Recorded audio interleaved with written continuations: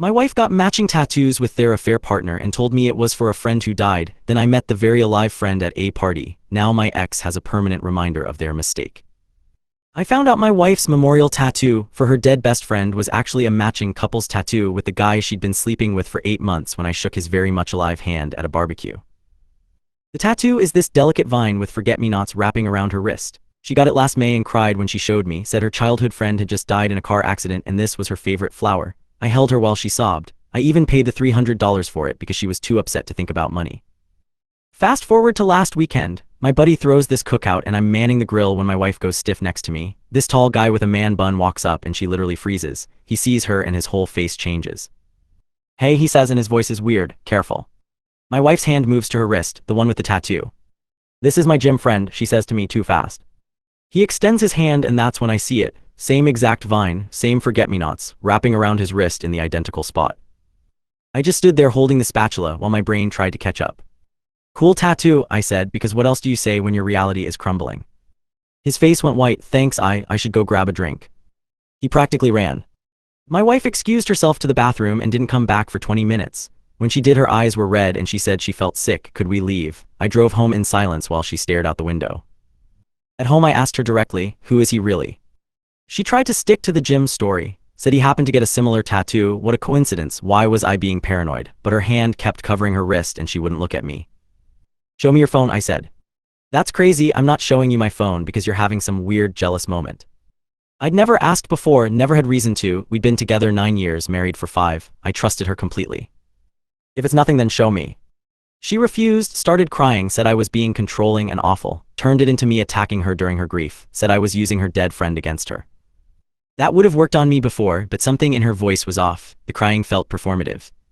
I waited until she fell asleep and yes, I know, I looked at her phone. The passcode was my birthday, which made the whole thing worse somehow. The messages with him went back 8 months, hundreds of them, pictures I'm not going to describe, videos, messages about me, about how he wished she'd just leave me already, about hotel rooms and lunch breaks and how the matching tattoos were his idea because he wanted her to have a permanent mark of what they meant to each other. There was no dead friend. Her childhood best friend from the stories was actually alive and well and posting gym selfies on Instagram. I took screenshots of everything and sent them to myself, then I woke her up. "Tell me about your friend," I said, "the one who died." She was groggy, confused. "What?" "Your dead friend, tell me about her funeral." She sat up, saw her phone in my hand. Her face did this thing I'd never seen before, like a mask falling off. "It's not what it looks like." I read her some of the messages out loud, the ones about me, how I was boring, how he made her feel alive, how she was planning to wait until after my promotion went through to leave me because the money would be better. She started crying for real then, said he had pursued her relentlessly, that she tried to stop it but he was so persistent that she felt trapped between us both, said the tattoo was a mistake, that she told him it was over a dozen times but he kept pulling her back in. I laughed, actually laughed, because I'd seen the messages, seen her initiate just as often, seen her book the hotel rooms. "Get out," I said. "This is my house too." "Then I'll get out." I packed a bag and went to my brother's, filed for divorce that Monday. My lawyer loved the screenshots. No fault state, but infidelity still matters for some things and the evidence was so extensive it made everything faster. She tried everything, called crying, showed up at my work, sent her mom to my brother's house to tell me I was throwing away our marriage over a mistake. Her mom actually said the guy had manipulated her, that my wife was a victim of his pursuit. I sent her mom some of the screenshots too, never heard from her again. The divorce finalized 2 months ago. She got way less than she'd planned on. I kept the house. She's still with him according to mutual friends, but apparently it's not going well. Turns out relationships built on betrayal don't have great foundations. She called me last week drunk, crying about how she has to look at this tattoo every day and it reminds her of what she destroyed. Asked if I'd consider reconciliation. I hung up. But here's the thing, some of our mutual friends think I'm being vindictive, that I should have tried counseling first, that everyone makes mistakes, that I'm throwing away 9 years over something that could have been fixed. Her sister sent me a long message about forgiveness and how my wife is really struggling with the weight of the tattoo and the guilt. I don't feel guilty, but maybe I should, like she has to live with that permanent reminder on her skin and apparently it's causing her actual distress. Maybe sending screenshots to some friends was too far. Maybe I should have just left quietly instead of making sure people knew why we were divorcing. Am I a jerk for not feeling bad about the fact that she permanently marked herself for an affair that destroyed our marriage? My ex's affair partner contacted me 3 days ago asking if we could meet because he felt terrible about everything and wanted to make things right. I blocked him immediately, but he showed up at my gym yesterday morning at 6 a.m., I know because the front desk called my phone while I was on the treadmill and said someone was asking for me by name, claiming it was an emergency. When I went to the lobby, he was standing there in workout clothes holding 2 coffee cups like we were about to have some kind of friendly chat. He's shorter than I expected. The man bun was gone, hair cut short now, but the tattoo was right there on his wrist, visible under his gym gloves. I know you don't want to talk to me, he started. Then why are you here? He set both coffees down on the desk. Because your ex won't stop contacting me and I need you to make her stop. I actually laughed. You want me to control my ex-wife who you had an affair with. The front desk girl was openly staring now. He looked uncomfortable, shifted his weight. She's been showing up at my apartment, at my work. She calls from different numbers when I block her. She says the baby is mine and I need to step up, but I told her from the beginning I didn't want kids. That was always clear. And you thought sleeping with a married woman was the responsible choice there. His jaw tightened. Look, I'm not proud of what we did, but it's over. I ended it, and now she's acting like we had this whole future planned when it was just hooking up. Something about the way he said it made my blood pressure spike. Just hooking up, like my 9-year relationship meant nothing, like her destroying our marriage was just casual fun. So you dumped her and now she's your problem, but you want me to fix it, I said. That's really why you're here. She keeps saying you turned everyone against her, that you sent screenshots to her family. She's obsessed with the idea that if you just forgive her then everyone else will too. He rubbed his face. She showed me the tattoo. She scratched at it so much it was bleeding. That's not normal. None of this is my problem anymore. She's telling people the baby is yours. That stopped me. What? She's posting on social media about being pregnant and tagging you and stuff, calling you the father. My family is seeing it. My girlfriend is seeing it. Your girlfriend?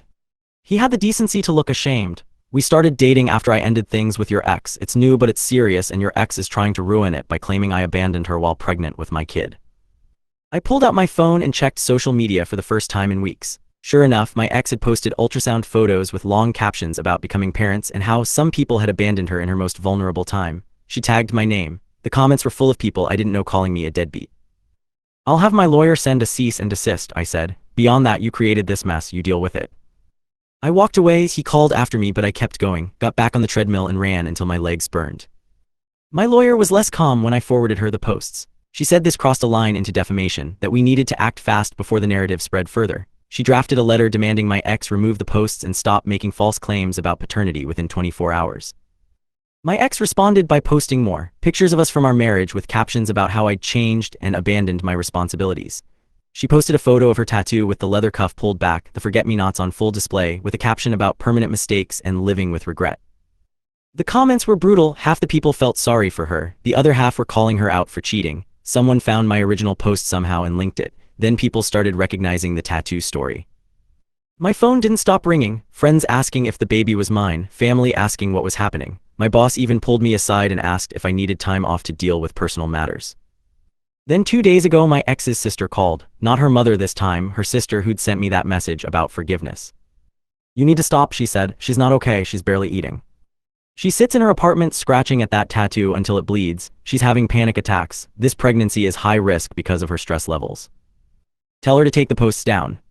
She's scared. She thinks if she admits the timeline then everyone will know she's lying about you being the father. She thinks you're the only chance she has at not looking like a complete monster. She is a complete monster, I said. She lied about a dead friend she had an 8-month affair. She got matching tattoos with someone she barely knew, and now she's trying to destroy my reputation because her affair partner dumped her.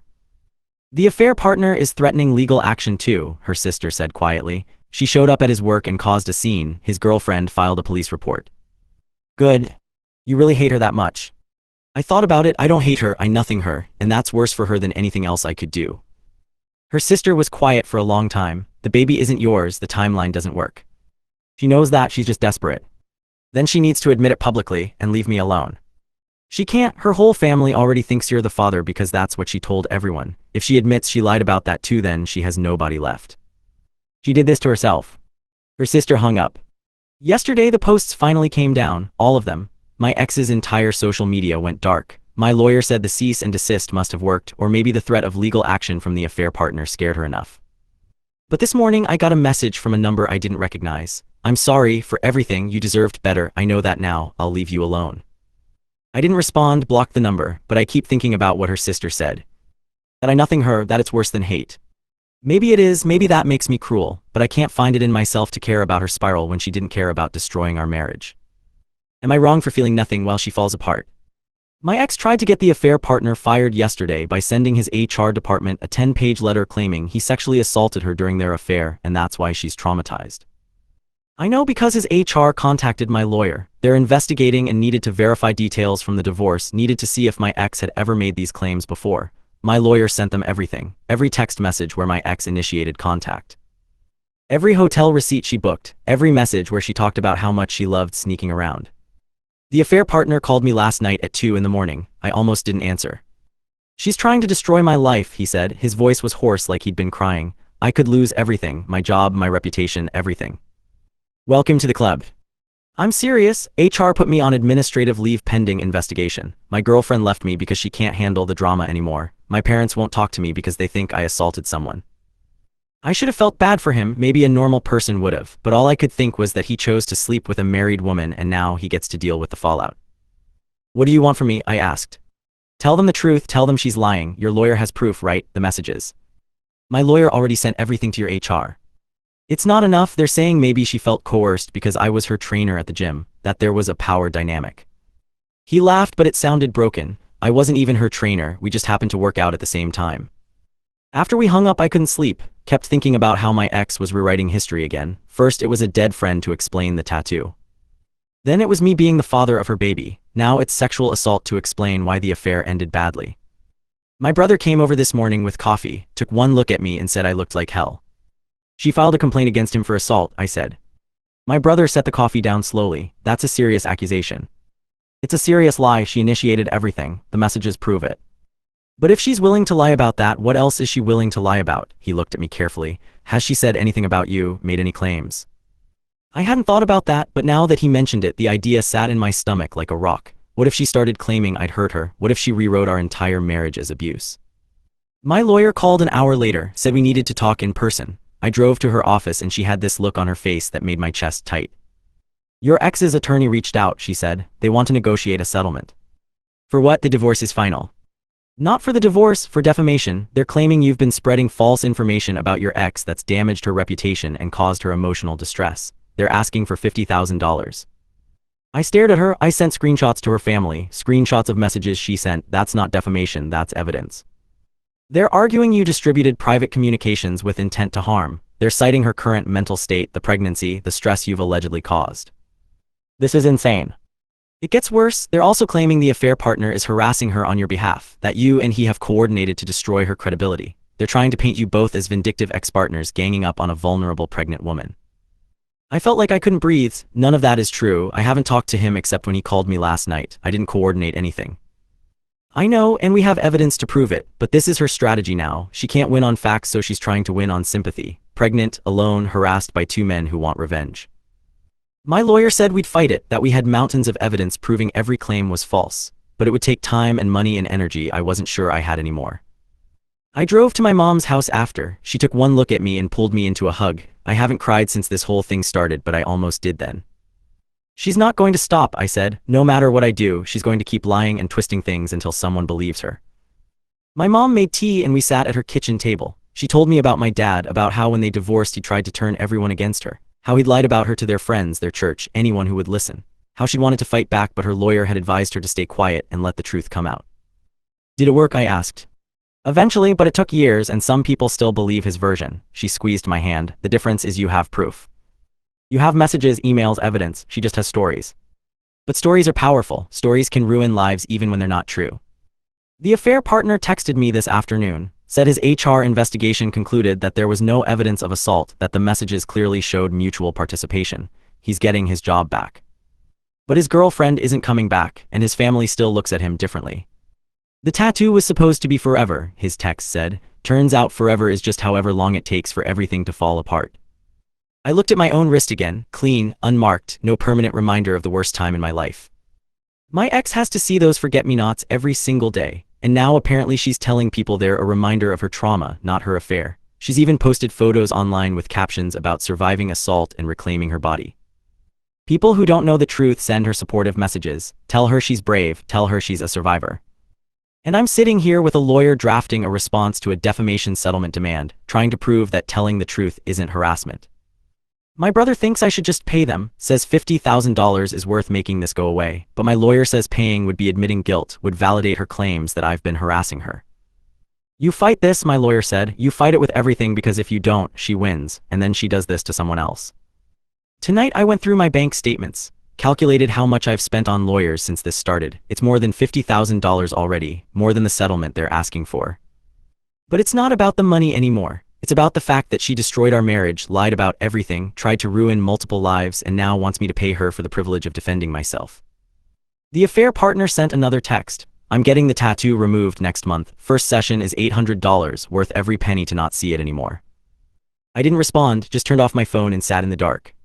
Am I wrong for refusing to settle when fighting this is going to cost me more than just paying her would?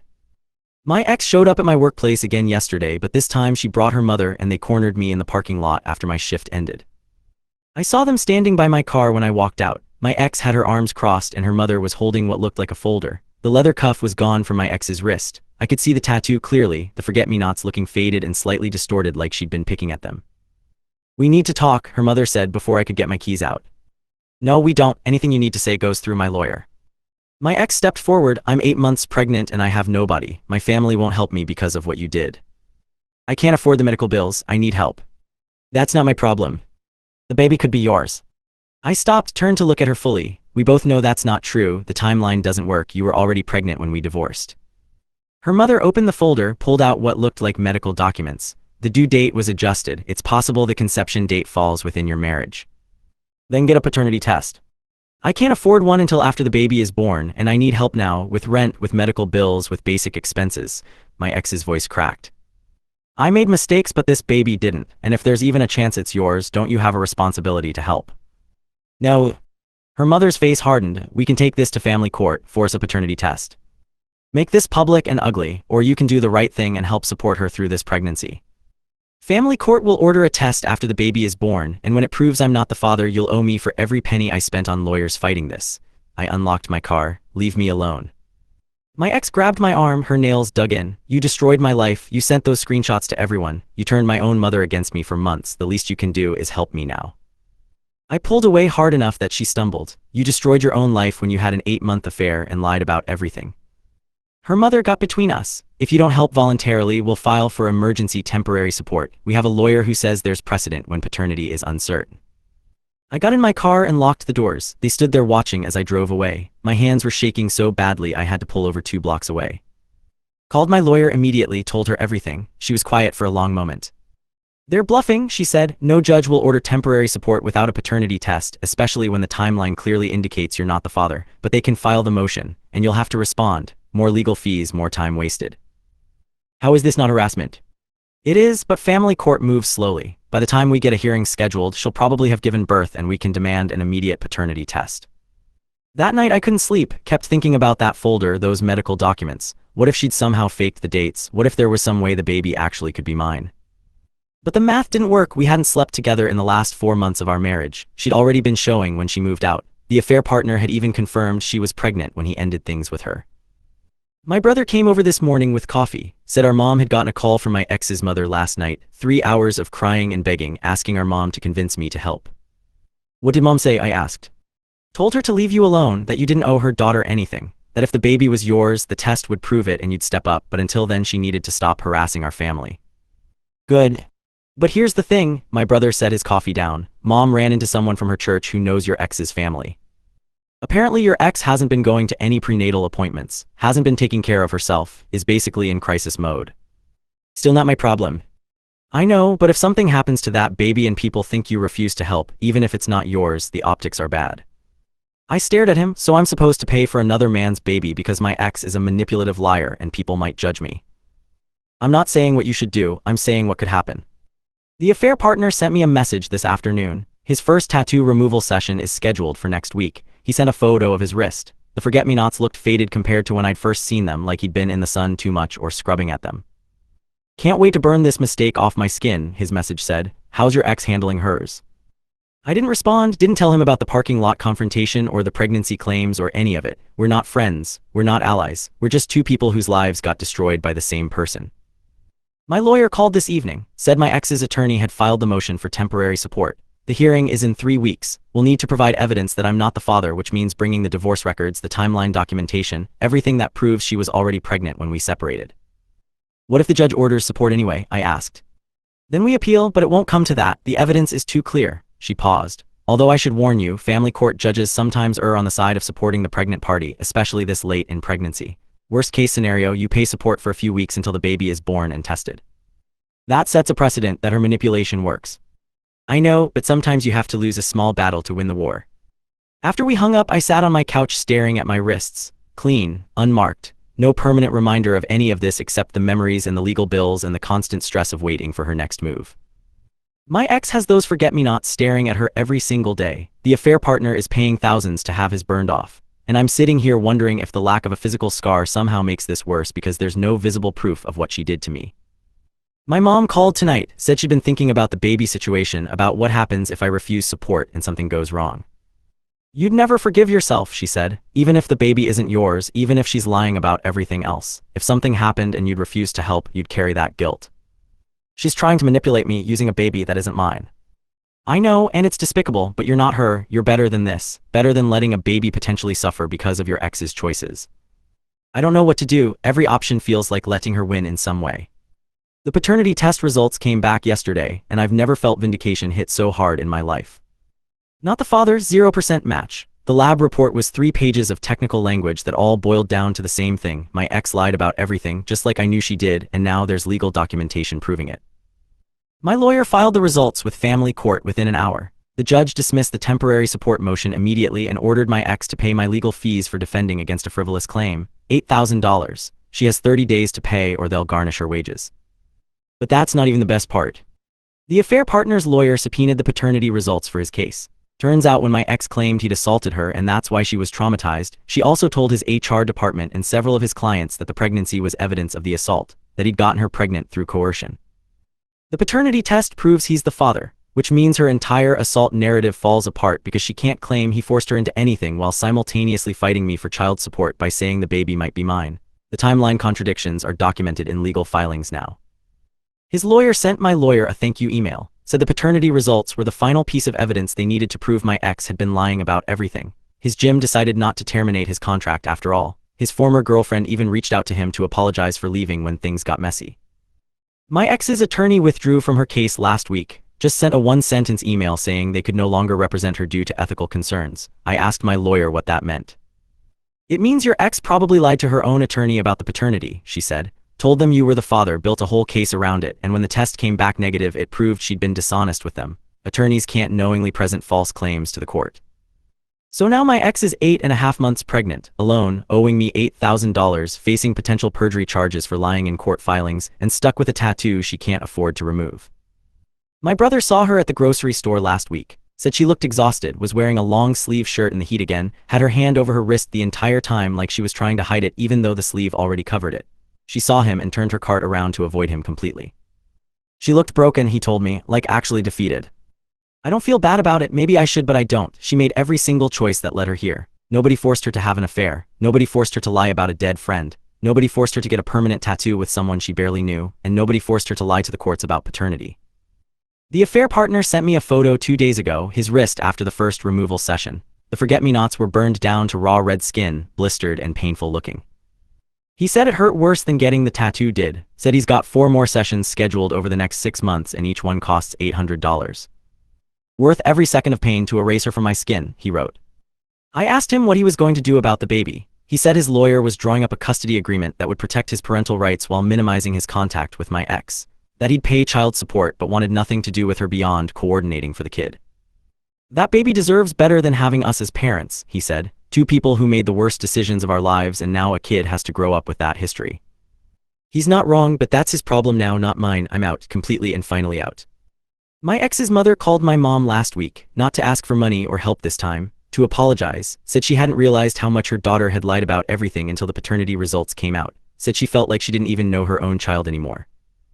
My mom said she felt bad for her, that watching your kid self-destruct must be its own kind of hell. But she also said she told my ex's mother that sometimes people make choices so destructive that all you can do is step back and let them face the consequences alone. I got a letter in the mail yesterday, handwritten, no return address, but I knew it was from my ex before I even opened it. The handwriting was shaky, like she'd been crying while writing it. The whole thing was about the tattoo, how she looks at it every morning and feels sick. How she's tried covering it with makeup, with bracelets, with long sleeves, but she always knows it's there underneath everything. How she researched removal but can't afford it now because she owes me money and has a baby coming and no job because she got fired for missing too much work during what she called her breakdown. She said the affair partner is getting his removed and soon there will be no evidence on his body that any of this happened. But she's stuck with it forever because removal costs thousands of dollars she doesn't have. That every time someone asks about the tattoo she has to either lie or admit the truth, and both options make her want to disappear. The letter ended with her saying she finally understands what permanent means, that she thought it meant forever in a romantic way, something beautiful and lasting. But now she knows it just means she'll never be free of the reminder of what she did, that she destroyed a 9-year relationship for an 8-month affair and marked herself permanently in the process. I read it twice, then I threw it away, didn't respond, didn't acknowledge it, just tossed it in the trash and went about my day. My lawyer said the letter could be seen as an admission of guilt, that we could use it if my ex ever tries to reopen anything legally.